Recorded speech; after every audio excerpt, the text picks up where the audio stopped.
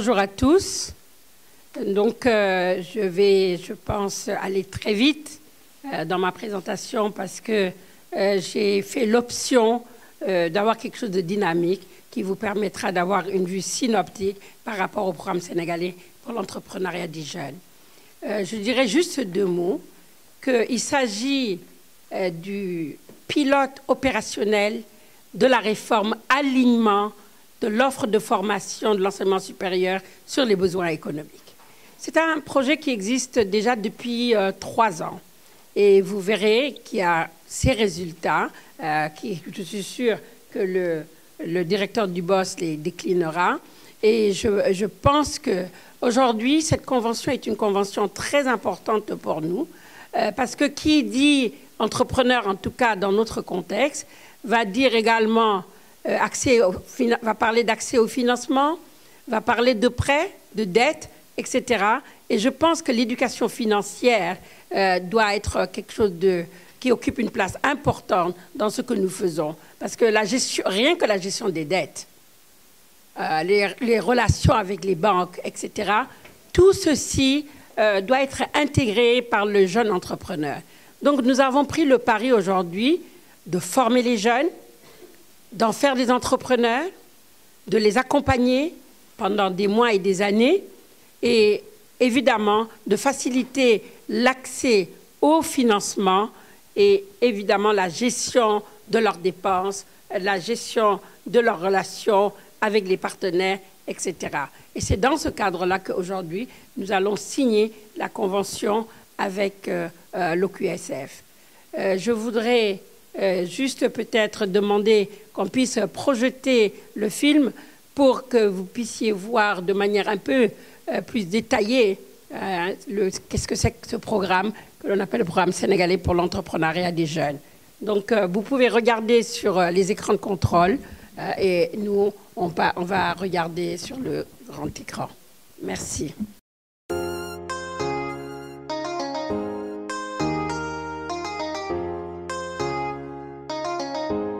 Tesla on the beat.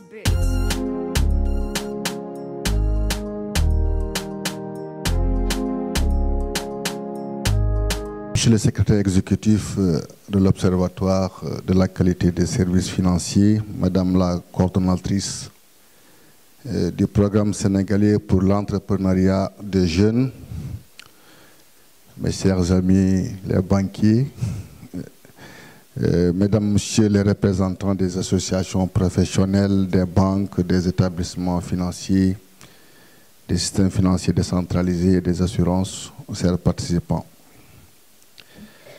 C'est avec beaucoup d'enthousiasme que je participe aujourd'hui à la signature de la convention de partenariat entre l'Observatoire de la qualité des services financiers et le programme sénégalais pour l'entrepreneuriat des jeunes, qui est une composante importante de la réforme phare des PSE, alignement de l'offre de formation de l'enseignement supérieur sur les besoins de l'économie.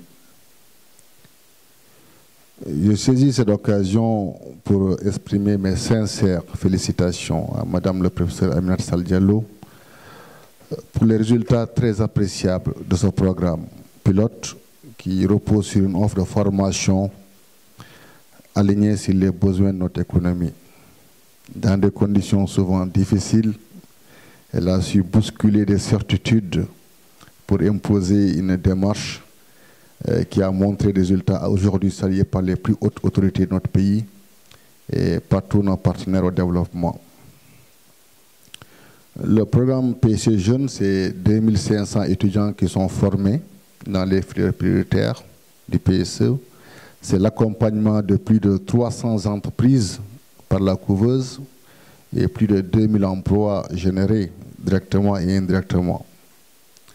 Ces performances sont à mettre à l'actif de l'écosystème favorable qui a été mis en place et au professionnalisme et à la détermination de l'équipe projet à la tête de laquelle le professeur Aminata Sall Diallo a su, grâce au partenariat noué avec le secteur privé national comme international, co-construire des curricula innovants et adaptés aux besoins de notre économie en mutation. Monsieur le secrétaire exécutif, Madame le coordonnateur du programme PSE Jeunes, le Sénégal, à l'image de beaucoup de pays en développement, est confronté à la délicate et lancinante question de l'emploi des jeunes. Les défis sont importants. Nous devons réussir notre politique de création d'emplois. C'est la raison pour laquelle son Excellence le Président Macky Sall s'était engagé à la création d'au moins 600 000 emplois dans la première phase décennale du PSE. 5 ans après la mise en œuvre du plan Sénégal émergent, nous en avons créé 299 000 compte tenu des emplois dans le secteur primaire. Mais il nous exhorte à encore faire davantage et encourage toutes les initiatives en la faveur. C'est pour cela que le gouvernement a mis en place des politiques incitatives pour mieux dynamiser le secteur et le programme PSE Jeunes en fait partie. Lui, par le développement de la culture entrepreneuriale des jeunes, le goût de l'entrepreneuriat, l'acquisition de connaissances de base et de savoir-faire et une meilleure adéquation de l'offre de formation aux besoins des entreprises, arrive à créer cette nouvelle dynamique. Parce que nous sommes tous convaincus, le chef d'État en premier, que le plan Sénégal émergent serait un échec s'il ne réussissait pas à régler la question de l'emploi. C'est pourquoi je me réjouis de la signature de ce partenariat entre le programme PSE Jeunes et l'Observatoire de la qualité des services financiers. En effet, aucune entreprise ne pourrait être viable et prospérer sans un accompagnement solide des acteurs financiers. C'est pour cela que l'inclusion financière fait partie des priorités du plan Sénégal émergent. L'accès aux services financiers est d'ailleurs acté comme un facteur de progrès pour 7 des 17 objectifs de développement durable qui sont aujourd'hui intégrés dans le PSE. Je salue le rôle qui est joué par l'Observatoire, le rôle qu'il est joué pour l'avancement de l'inclusion financière dans notre pays, grâce à son expertise du secteur, ses relations étroites et son dialogue avec l'ensemble des acteurs, ses capacités de recherche et la richesse de ses bases de données. Pour réaliser l'inclusion financière, un pays doit pouvoir compter sur l'engagement politique de ses dirigeants, mais aussi sur une saine coordination entre les acteurs publics et privés qui sont concernés par la question, parce qu'il s'agit de promouvoir des conditions propices pour un accès responsable aux services financiers, des capacités financières et des produits innovants. Le partenariat qui sera signé à l'instant est un moyen important dans cette stratégie globale de l'État du Sénégal. Il permettra d'initier les futurs acteurs économiques qui passeront par le programme PSE Jeunes sur l'importance de l'inclusion financière dans le développement économique et social de notre pays. Je voudrais à ce stade remercier le secrétaire exécutif de l'Observatoire, M. Habib Ndao, pour sa clairvoyance et son engagement pour accompagner le programme, et aussi pour toutes les avancées majeures enregistrées par notre pays dans la protection des usagers et des services financiers et dans la promotion d'initiatives qui concourent à la réalisation d'une véritable inclusion financière grâce à son leadership. Je suis optimiste au regard des perspectives et grâce à la synergie entre le PSE Jeunes et l'Observatoire qui va fortement contribuer au renforcement des capacités des jeunes entrepreneurs. En effet, ce partenariat va contribuer de façon déterminante à l'augmentation significative du taux de réussite des jeunes entrepreneurs, notamment à travers un meilleur accès à une information financière pertinente, mais aussi à une meilleure compréhension des instruments financiers adaptés à la création d'entreprises. Je reste confiant quant à la concrétisation à moyen terme de cette ambition, dans la mesure où l'engagement et l'efficacité dont vous avez fait montre tous les deux, jusqu'ici seront sans nul doute les leviers puissants de succès. Vous pouvez être assuré de mon engagement et à vos côtés, mais aussi celui total de toute l'équipe du bureau opérationnel du plan Sénégal émergent, avec qui je vous demande d'ailleurs de renforcer le partenariat. Enfin, je saisis l'occasion de la fête de Tabaski pour souhaiter à tous de meilleurs vœux et je vous remercie de votre invitation.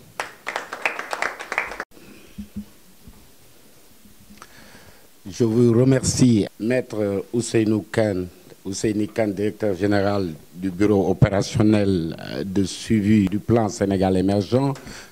Monsieur le directeur, le représentant du directeur national de la BCEAO ici présent. Monsieur le représentant de la direction du développement du secteur privé.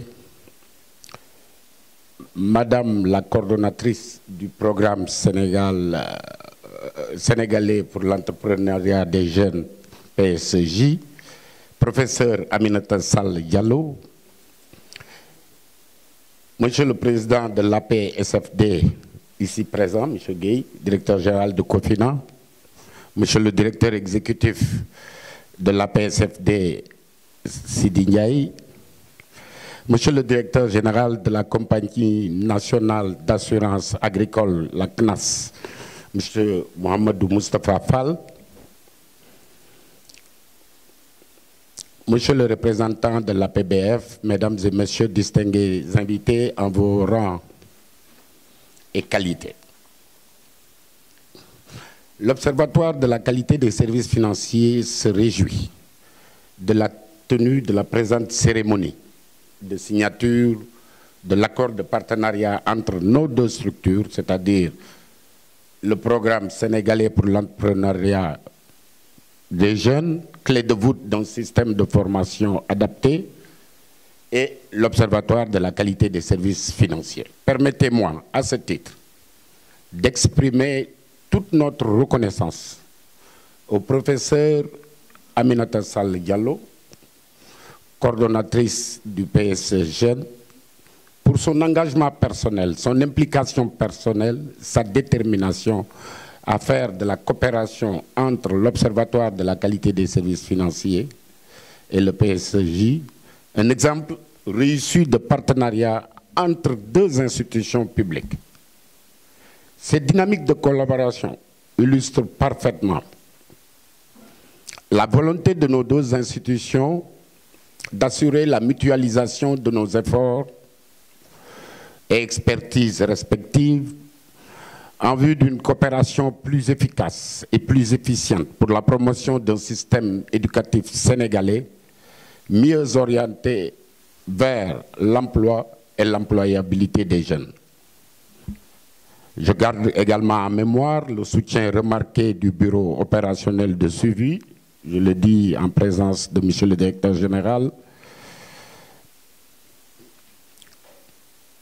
pour la coordination et la mise en œuvre de cette action, qui fait partie, faut-il le rappeler, des 17 réformes phares du plan Sénégal émergent.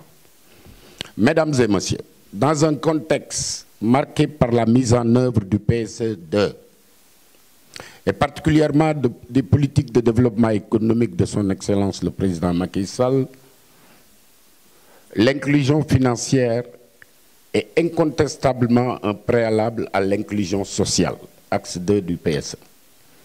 C'est fort de ces enjeux que l'Observatoire de la qualité des services financiers s'investit invariablement de sa mission d'accompagner les usagers des services financiers, les opérateurs financiers tels que les banques, les compagnies d'assurance, les systèmes financiers décentralisés, la poste, les émetteurs de monnaie électronique et bientôt la bourse, les régulateurs, les pouvoirs publics en vue d'une plus grande inclusion financière dans l'écosystème. Ainsi, dans le cadre de l'exercice de nos missions, l'Observatoire de la qualité des services financiers, acteur pilote en matière de mise en œuvre des politiques d'éducation financière sur toute l'étendue du territoire, a eu à former à ce jour près de 1850 promoteurs de projets micro-entreprises, de PTE et de TPE. Au total, 43 sessions de formation, de renforcement des capacités ont été déjà tenues au profit des entreprises, notamment dans les domaines ci-après: l'analyse financière, la confection des états financiers de synthèse, les besoins de financement et d'investissement, le mode de formulation des plans et requêtes de financement, la gestion de la relation entre PME et opérateurs de services financiers, la gestion des risques, l'évaluation des projets, le suivi et le reporting des activités. La liste n'est pas exhaustive. Cependant, l'Observatoire a également à son actif une trentaine de RPI, ce qu'on appelle les réunions publiques d'information à l'échelle nationale, centrées sur des thématiques d'éducation financière, de vulgarisation, de guides, de manuels pour une bonne connaissance des produits et services financiers, ainsi que des actions de sensibilisation de notre dispositif médiation, médiation banque, médiation assurance. À cela s'ajoute un programme de sensibilisation des magistrats sur les procédures des banques, des SFD et des sociétés d'assurance. Ces sessions de sensibilisation ont déjà commencé depuis le début de cette année. Nous avons aussi des sessions thématiques de renforcement de capacités dédiées aux journalistes de la presse économique, pour que ces journalistes servent de relais à la promotion de l'inclusion financière. Et last but not least, nous avons un projet de diffusion d'un téléfilm de 50 épisodes d'éducation financière de masse visant la réduction du taux relativement élevé de l'analphabétisme financier. Au vu de ces diverses expériences, la mise en œuvre effective de l'accord que nous apprêtons de signer devra contribuer sans aucun doute à la réalisation des principaux objectifs de promotion et de développement de l'entrepreneuriat des jeunes. À ce titre, l'Observatoire attache une très grande importance à cette convention, dans la perspective de participer à la formation en entrepreneuriat des lauréats du PSJ et à leur accompagnement. Madame la coordonnatrice, sachez que l'Observatoire et le PSJ, deux entités de l'État, ont un dénominateur commun. Vous servez d'interface entre l'université et le monde de l'entreprise. L'OQSF joue le rôle d'interface entre les régulateurs, les opérateurs financiers et les populations, pour une meilleure compréhension et une meilleure utilisation des opportunités que présente une collaboration des populations avec les institutions financières, que ce soit les assurances, les banques et les SFD. Par ailleurs, dans son volet formation, cet accompagnement apportera, sans nul doute, aux bénéficiaires du programme un volet d'éducation financière leur permettant d'acquérir des compétences comptables, financières et même de la pratique bancaire. Parce qu'encore une fois, l'éducation financière n'est pas enseignée à l'université, contrairement à ce que les gens pensent. Madame le professeur, je voulais également faire un plaidoyer pour que nous puissions réfléchir ensemble et essayer de relever un défi. Comment favoriser l'insertion de l'éducation financière dans les écoles, au programme scolaire, universitaire, etc., en vue de combler le déficit de connaissances et de savoir-faire des jeunes apprenants en matière de gestion de leur budget, mais également de stimuler chez eux la propension à constituer une épargne.